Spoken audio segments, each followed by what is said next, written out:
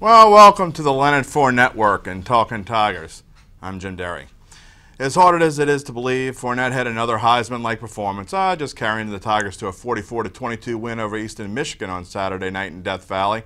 This time, it was 233 yards and 3 touchdowns, including a 75-yarder on the opening play of the second half to give the Tigers a 27-14 lead. Still, the purple and gold natives remain a bit restless as the 4-0 start leaves a little to be desired.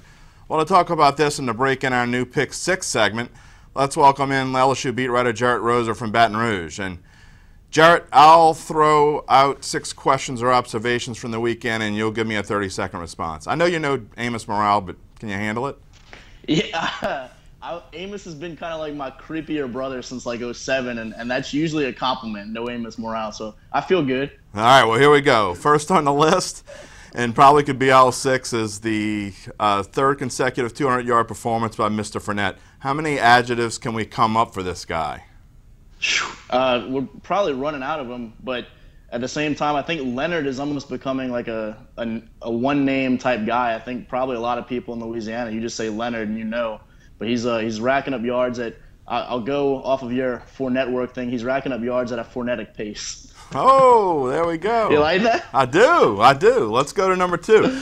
Leonard leads the nation in rushing with 63. He's got 63 yards more than second place San Jose State's Tyler Irvin, and he's got 119 yards more than Georgia's Nick Chubb. This despite the fact he has played one game less than just about everyone else. That's one of the things that's really ridiculous to me, is the fact that he's leading without having played as many games. And he's the first SEC running back to have 3 consecutive 200-yard games, which is saying quite a bit when you're the first guy in the SEC to do anything. People thought Charles Alexander's season record would be kind of out of reach. He's 240 yards above that pace through 4 games, and he's more than halfway to LeBrandon Tofield's 19 touchdowns, despite only playing a third of the schedule so far. It's really sick. Yeah. Well, let's go to number 3. That doesn't have anything to do with Leonard Fournette. It's kind of interesting that Cam Cameron, he tried to get quarterback Brandon Harris loose with some deep passes early. Were they kind of treating this almost like how an NFL team might treat the third preseason game?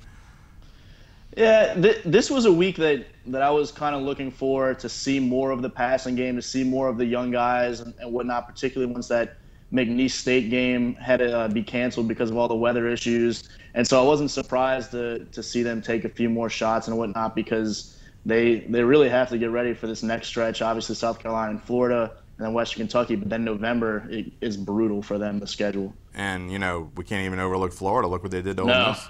Not at all. That's honestly, these next 2 games, I think that 11 a.m. kickoff against South Carolina is interesting, and then Florida's looking better than a lot of people expected. Well, and they've been known to be flat for 11 a.m. kickoffs. Yeah. Well, let's move on to number 4. Other than the Auburn game, one can argue that the Tigers have yet to have a real dominating performance. Is it a cause for concern? To a degree, probably. It's funny how different the opinion sways in a matter of a couple weeks. A lot of people are probably too high on LSU after Auburn. A lot of people are probably a little bit too low after not as dominant a performance against Eastern Michigan as they would have liked. But they've got to clean up some of the penalties. Special teams have to get better. Wide receivers have had some drops, which those are 3 things that they've got to figure out. Well, number 5, defense wasn't quite as crisp, and in fact LSU led by just 1 score heading into the 4th quarter. What gives there? That's one that I'm not as sure about, because they haven't looked great defensively. I know coming into the season they had some depth concerns, I guess, and they've had guys step into those roles and play more than you maybe were seeing at the very beginning of the season. But they've let some, and particularly in the second half, they've let some drives happen against them, and I think even late in the second quarter, Eastern Michigan moved the ball more than people would have liked to have seen. Well, last but not least, we've got an interesting matchup of personalities this weekend. Les Miles versus Steve Spurrier. What do you think about that? I remember, I think they played when I was working at the student paper at LSU, actually, and that was kind of an intriguing thing, because they're 2 of the bigger personalities in terms of coaching ranks nationally, certainly in the SEC. Somebody asked Les about that today, and he kind of said, I guess that's just kind of part of our style. We feel comfortable, being that way. We have fun. We enjoy where we're at. Someone asked if Spurrier, known at times for some zingers, has ever gotten less with anything along those lines, and Les refused to answer, kind of laughing, so he didn't want to give anybody any bulletin board material or anything, and put that information out there. Well, it's the turf chewer against the old ball coach. We'll see how it goes Saturday. I know you've earned your afternoon coffee today. Go for it. I don't know if I've earned it, but I'm going to have it. I need it. All right, we'll talk to you next Monday. Thanks, Jim. Thanks, bud. Later.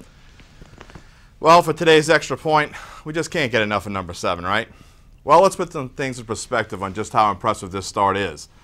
His third consecutive 200 rushing performance marked the 16th time in LSU football history a player was able to accomplish the feat. That means Fournette owns now 19% of the list, and he's got a long way to go. He needs just one more 200-plus game to match Kevin Falk for hitting the mark 4 times in his Tigers career. Fournette is also more than halfway to Charles Alexander's record of 1,686 rushing yards in the 1977 season. Assuming LSU makes it to a bowl game, he'd need just average 103 yards per game to break the record. Done deal, right? Well, he needs 319 rushing yards to make it into the Tigers' top 10 all time, a list that has just one player who has played in less than 41 games. Fournette has played in 17. Think about that. Well, that's it for today, my friends. We see you on Thursday when we look ahead to the Saturday morning meeting with the Gamecocks of South Carolina and the old ball coach.